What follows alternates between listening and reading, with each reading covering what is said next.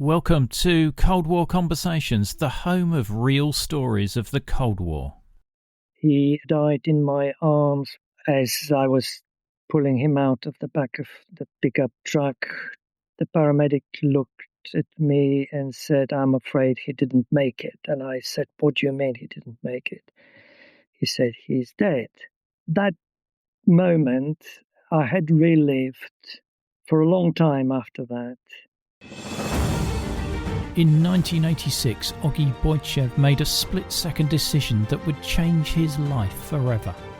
In this second episode with Oggy, he recounts details of his extraordinary escape to becoming a broadcaster with the BBC World Service. He describes the emotional impact of leaving his family behind, the pride his father felt hearing his son's voice broadcasting back into Bulgaria, and the dramatic events that followed the collapse of communism. Oggy also takes us inside the Bulgarian section of the BBC, where the memory of murdered dissident Georgi Markov still lingered. He reveals stories of another mysterious death linked to the section, recalls interviewing KGB defector Oleg Gordievsky about Markov's assassination, and reflects on later accounts with spies, intelligence chiefs and world leaders during a distinguished BBC career alongside legendary journalist John Simpson. I'm delighted to welcome Oggy to our Cold War conversation. Before we start, I just want to let you know that Oggy has written several books, the latest of which is The Istanbul Connection, a gripping, morally complex thriller that explores the blurred lines between ideology and manipulation. It's available via a link in our episode notes, and any purchases will help support the podcast. At what point do you think, I need to get out of Bulgaria? I'm not going to get anywhere here. From my days in Red River Bank when I was under 10. And that was a discussion which we'd had openly and sometimes in a cryptic way with my parents. They've always said, "You have no future here. You will have to get out at some point when it's convenient and without jeopardizing your life." There were ways to cross the border illegally into Greece or Turkey, but that would have involved a huge risk to life and a huge risk to the lives of my family there. So I had to be very careful. But the seed of that was put in my mind back in Red River Bank, that I had no future in Bulgaria. That was on the assumption that the communist regime would last forever. And my father never believed that the communist regime would collapse, not in the 1960s and the 70s. He thought that the regime was so repressive that there would be no way anybody will try to dislodge it. Starting as a shipping agent in Sofia in the early 1980s, I thought could be a way out. And I just bade my time and waited. So you're biding your time working for this shipping company. What's the opportunity that arrives?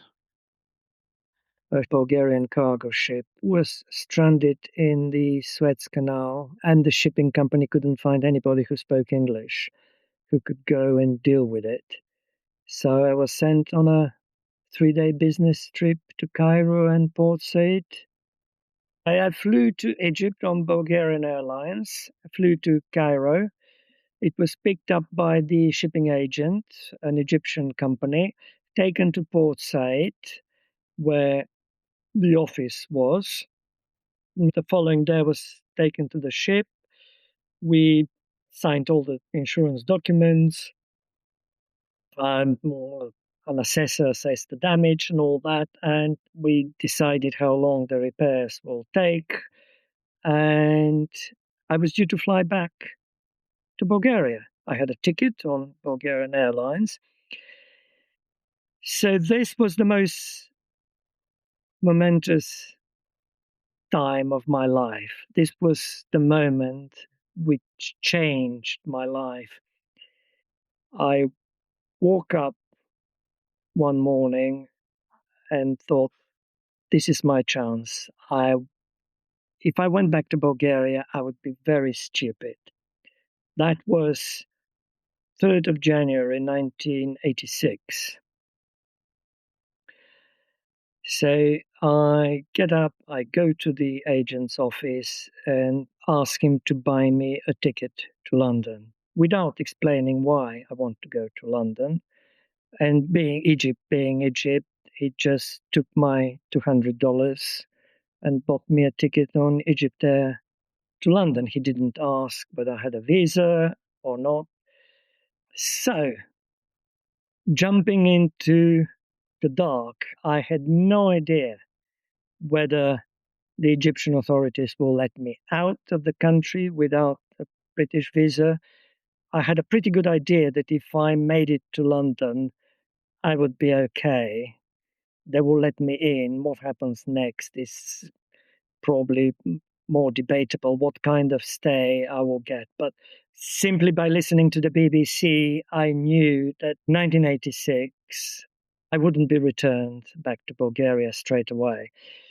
So the agent takes me to Cairo airport in the morning, and Cairo airport is in a lockdown. The army had taken over because the airport officials and passport officials are on strike. So all the desks are manned by conscript soldiers who could hardly read, let alone a Bulgarian passport. So I was just waved through. No one even questioned, no one asked whether I had a British visa, no one asked why I was going to London and all that. That was the day before I was due to fly to Bulgaria. So I arrive in London, dressed in my pinstripe suit and a suitcase, and see the queue at passport control and say to myself, no, I can't go here. I need to find somewhere else. So I see a desk which is totally empty, and it says the Blue Channel. This is where people with pets go. And I go to the elderly woman at that desk, give her my Bulgarian passport, and say, I am Oggy Boytchev. I come from Bulgaria and I want political asylum. And everything happened very quickly. She just picked up the phone, 2 people arrive, took me with them, took me to baggage control. They escorted me to baggage control to get my suitcase. They immediately examined the suitcase, opened the suitcase, and I could hear one of them saying to the other, he's all prepared for the English weather, thinking that I wouldn't understand. Oh, no. So I was kept at Heathrow for about a week. I was interrogated, they alternated between, and I could tell whether it was an immigration official or it was MI5, because they had completely different demeanor and completely different questions to ask. The MI5 woman was very interested in my father, had to get a very detailed account of who he was, almost intimate details, as if to prove that he was my father. And after a week at Heathrow, an immigration official came to me with a piece of paper and said, you're free to leave. This is your document. We've arranged for you to stay at a Polish war veterans hostel in Victoria. And I said, but I haven't got any documents. What if a policeman stops me and asks for my documents? And she just smiled and said, police in this country don't normally stop people and ask for documents. So that was my first schooling into the sort of British way of life. So the rest was pretty smooth. Went to this hostel, which was a converted Victorian house at the back of Victorian Station, uh, manned by an elderly Polish family. And then, cut the long story short, I applied for various jobs, including the Bulgarian section of the BBC. And within 6 months, I was asked to sit an exam at Bush House in London, passed the exam. Then there was another 6 months of vetting. Then I was given a casual contract for the Bulgaria section of the BBC World Service, which in present day parlance would translate as a 0 hours contract. They call you when they need you. But for me, that was fine. So this is how I started. Wow. Wow. And this was the first time you'd been outside of Bulgaria. So that must have been quite mind blowing, even going to Egypt and then to the UK. Oh, the getting out of Victoria Station was, I wouldn't describe it as shocking, but it blew my mind. First thing first, I thought everything looked very clean. All cars looked very clean. The black cabs looked shiny because I came from a country where everything was grey and dirty. There was no color, even in Sofia. So the first encounter, I just stood outside Victoria Station and before making a move and just watched the world go by with the neon signs and the people rushing and but I got used to it pretty quickly. How did you make contact with your parents to let you know where you were? Not immediately. I waited for 3 or 4 days. I only had $50 in my pocket left. So I changed them into pounds, got a lot of coins. And on the third day, I went to a coach station, which was not very far from the hostel, and used one of the public telephones there. I still remember it cost me £3 to call Bulgaria for a few minutes. My mother answered. She was very calm. The first thing she said is, "Where are you?" I said, "I was in London." She said, "The police had been here to talk to me and your father," which I immediately knew meant be careful what you say. And that was it. Just, she said, "Are you okay?" I said, "I'm fine. I'll call you back later when I have more news." Yeah, I didn't speak to them as regularly as people probably would have expected from somebody who's left his parents, because I never told them that I was going to do that. I myself didn't know that I had the strength to do it when I was in Cairo. Um, but then a few months later, when I called them, they said, "We heard you on the BBC World Service in Bulgarian." I wasn't appearing under my real name on advice from the section head, but I invented a name which was a sort of anagram of my dad's name. Apart from knowing my voice, they knew that the voice belonged to me because of the name. So this is how it started, and I never looked back. It must have made your dad's day hearing your voice, but must have made him so proud that you were there broadcasting back to Bulgaria as part of the resistance against communism. Oh, he was immensely proud. He was immensely proud, and he told me so. When 89, when communism fell so dramatically, they came to see me in 91, to see me in London. And he made it clear, because he wasn't a very emotional person. He never hugged me or kissed me or said that he loved me or anything. He was a very sort of old school, stern person.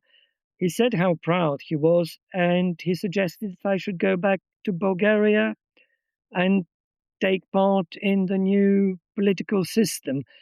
Um, which I considered for a very brief moment. And it was a very brief moment because at the time my career at the BBC was beginning to take off. I had moved from the Bulgarian section to the World Service newsroom. There was a prospect of moving to the domestic radio, to Radio 4, which I did eventually. So I thought, weighing up, going back to Bulgaria and starting from scratch on some unknown political landscape, or staying in Britain where I could see my career at the BBC progressing, I decided not to do it. So did you have dual nationality, or did you become a British citizen? Oh, I became British citizen at the first opportunity. When I say the first opportunity, it took a few years. I got my British passport in 94. So that was 8 years after my arrival. I wasn't able to travel freely. I had a British travel document, which gave me very limited ability to travel. Although the BBC did send me to, I think must have been 92, to Skopje, to the former Yugoslav Republic of Macedonia, when there was a sort of something like a civil war between the Albanians and the Macedonians. And the BBC sent me to interview the then president, Kirill Gligorov, because I told them I had family there, which was true. And they did help me get access to the president's office. So I traveled on this British travel document, which was a very unpleasant experience. I flew into Thessaloniki in northern Greece from London and then got on the train. The Greek authorities let me in on the travel document, but the Macedonians looked at it as if I was coming from Mars and said, "No way are you coming into our country." So I had to call the president's office from a payphone at the train station at the border. And it was resolved, but not immediately. I missed the trains. Yeah, that was the first experience of me traveling abroad on a British travel document, and I never wanted to repeat it. But after I got my British passport in 94, there was no stopping after that. So you joined the Bulgarian section of the BBC following your defection from Bulgaria. Now, I imagine the shadow of Georgi Markov's murder is still hanging over that. For those of you who haven't listened to part one of this interview with Oggy, Georgi Markov was a famous Bulgarian writer who was close to the communist leader of Bulgaria. He defected to the UK in 1969 and found work with the BBC World Service broadcasting back into Bulgaria. He was murdered by a poisoned umbrella on Waterloo Bridge in 1978. Oh, very much. Although people didn't openly talk about it, it was there. It was just the murmurs in the background. This is the desk where he sat. This is where he met his wife, Annabelle, and all that. He was a charming man. When he talked to you, this is what the female members of the sections were saying, because he was known to being a great womanizer. When he talked to you, he would just crouch next to your desk and look you in the eye like a little puppy. And so you pick up these details, not the political stuff, because no one knew, and probably no one wanted to talk about the gory details of the murder. But I thought I got to know him much better through the little details that people let slip in conversations about him. Now, what I wasn't aware of until you sent your note through is another member of the Bulgarian section of the BBC died mysteriously about a month after Markov. Yes, and this is the unspoken thing at the section, because when I joined in 86, lots of people will talk about Markov. Almost no one wanted to talk about this guy called Vladimir Semyonov, who had joined the section a few months after Markov and died a month after Markov's murder. Now, this was just how it was presented to me at the time. I became quite friendly with the head of the section, a guy called John Woodward, who is sadly dead. He died a few years ago, but he was an incredible personality, and I loved him because he championed me through the section, and he was the first one who told me that if I wanted a career, I had to leave the section and go and work in what he called the mainstream BBC. So even John, with whom I had lots of conversations, when I asked him about Vladimir Semyonov, he just shut down. No one wanted to talk about it, which I found really bizarre. He was a young guy in his early 30s. He lived alone in a small terrace house in Plaistow in East London. And about a month and a half after Markov's death, he was found dead at the bottom of the stairs in his house. The post-mortem was inconclusive. This is what I got from various official sources after that. Although there was no sign of struggle, there were signs which pointed to strangulation before death. But the verdict of the coroner was open verdict, so he couldn't quite decide what caused death. So when I heard about it, for me, that was a sort of red light flashing, saying anyone around me in the section could be an informant of the Bulgarian Secret Service. Because this was the implication, what I got from the various murmurings at the section, that Vladimir was probably a plant in the section. There is no evidence of that. I don't want slander anybody unnecessarily, but these were the rumors that I heard at the time when I was working there. In 1991, as part of your work for the BBC, you interview Oleg Gordievsky, who was the KGB resident in London, who was also a spy for the British Secret Services. And you ask him about Markov's murder. Yes. Gordievsky had, at that time in 91, had just published a book with Professor Christopher Andrew about himself, was doing media rounds. But when I say media rounds, he didn't come to Bush House as Oleg Gordievsky. He came heavily disguised. Only the section head, John Woodward, and I knew who he was. He was let through security wearing a false beard, a false moustache, dark glasses, but almost ridiculously disguised, and a hat. So we came to the studio, and amongst other things, obviously for us, the main interest was Markov and his murder, because of the nature of the murder. It caught the public imagination in the Western world. The term Bulgarian umbrella was born at the time. I do remember having joined the section for a few months, and I was traveling back to East London when my flat was at the time, and I was carrying an umbrella in the tube. The carriage was crowded, and by accident I put my umbrella on somebody's foot. It was a guy dressed like a city type, dressed in a pinstripe suit.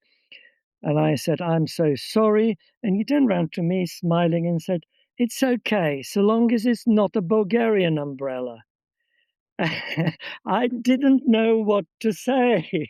I just smiled back and moved on.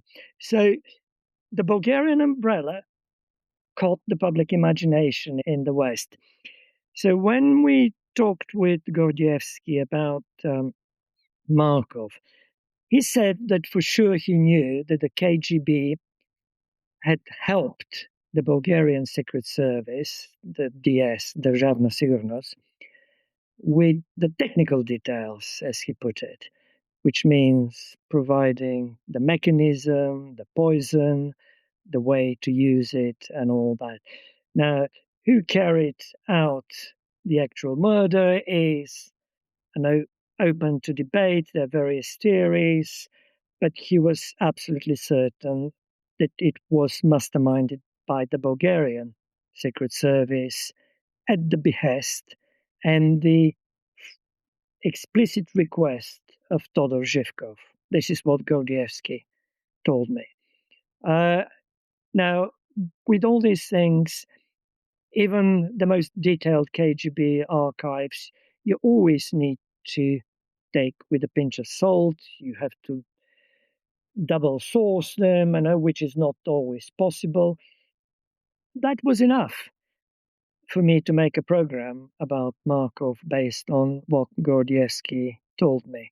The main thing was he was absolutely certain that the Bulgarian Secret Service carried out the assassination and the technical help was provided by the KGB. Thank you for sharing that. So, your career in the BBC goes from strength to strength, and you become John Simpson's producer. That took a few years. It took me through the broadcasting house newsroom, where I was on attachment as a foreign duty editor for a while, working on Radio 4, then to when BBC's international channel was set up, used to be called BBC World News. I joined the newsroom almost right from the beginning. From there, I moved into the main TV newsroom at Television Centre, to the World Affairs Unit, various iterations working abroad and in London. I became eventually John Simpson's producer in 2003. Our first proper big assignment was in northern Iraq, in Kurdistan, ahead of the Allied invasion, March 2003. We went to Kurdistan through Turkey, through the Turkish border, and hoped that when the Americans seized Baghdad, we would be able to go from Kurdistan to Baghdad by land. So it didn't work out exactly as we planned it, but it was an experience which made an indelible mark on all of the team, not just me and John, because first part of the team was involved in a landmine accident in outside Sulaymaniyah, which is close to the Iranian border, where our Iranian cameraman was killed by a landmine. Our producer Stuart Hughes lost his leg, and correspondent Jim Stewart and correspondent Jim Muir was injured. And while I was dealing with this, just when everything was going back to a semblance of normality, Stewart was evacuated to Cyprus, Jim Muir was back to normal. Kaveh, the cameraman, Kaveh's body was transported to Iran. Our team outside Erbil was bombed by an American jet. A bomb was dropped on the convoy. We were tagged along at the back of the convoy. It was a convoy by Kurdistan Special Forces trying to find out whether Saddam Hussein's front line has moved, whether he's withdrawn the soldiers from the border with Kurdistan. That accident resulted in 47 people dead, mostly Kurdish fighters. Our translator, Cameron Abdul Razak, was killed. He actually died in my arms while I was transferring him from a Kurdish pickup truck to an American ambulance.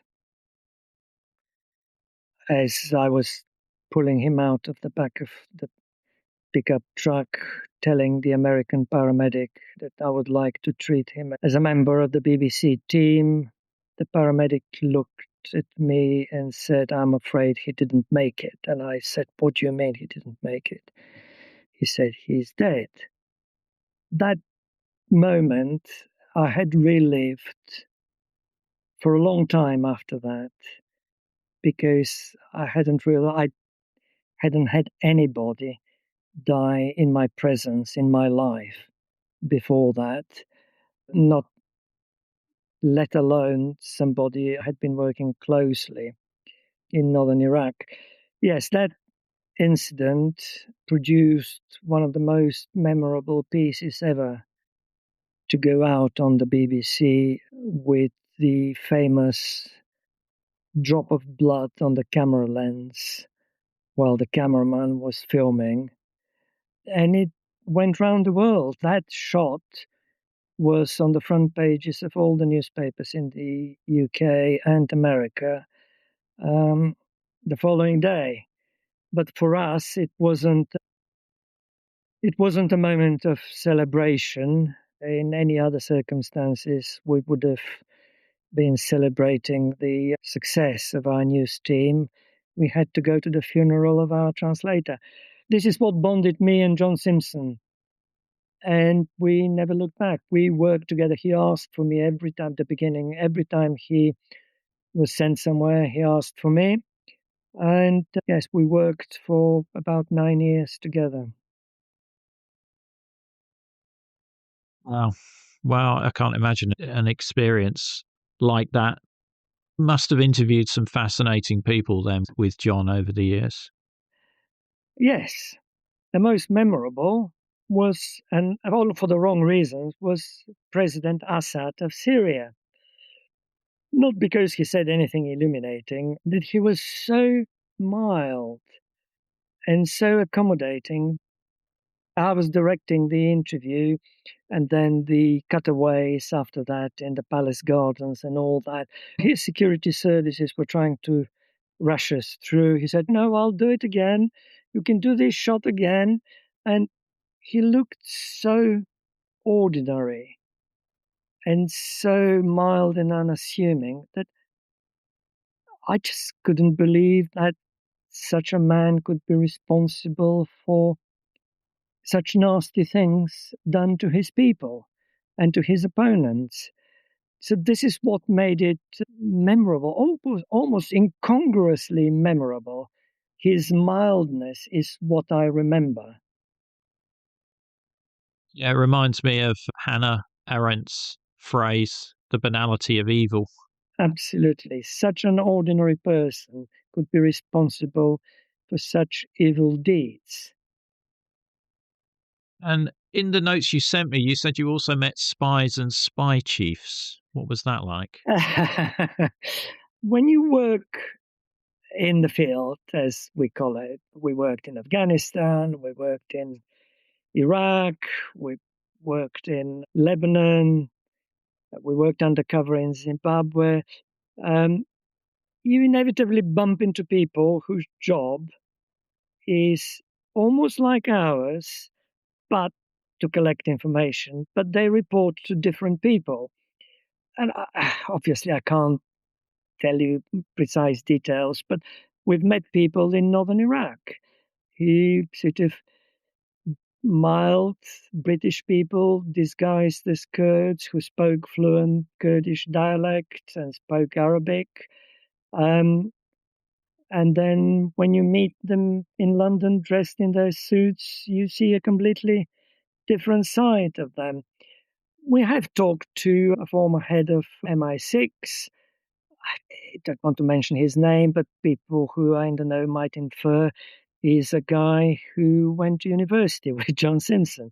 It was exhilarating to meet such people, but again, most of them look so ordinary that if you take them out of context, if I hadn't met any of them in the field, I would never have thought that they would be doing a job like that.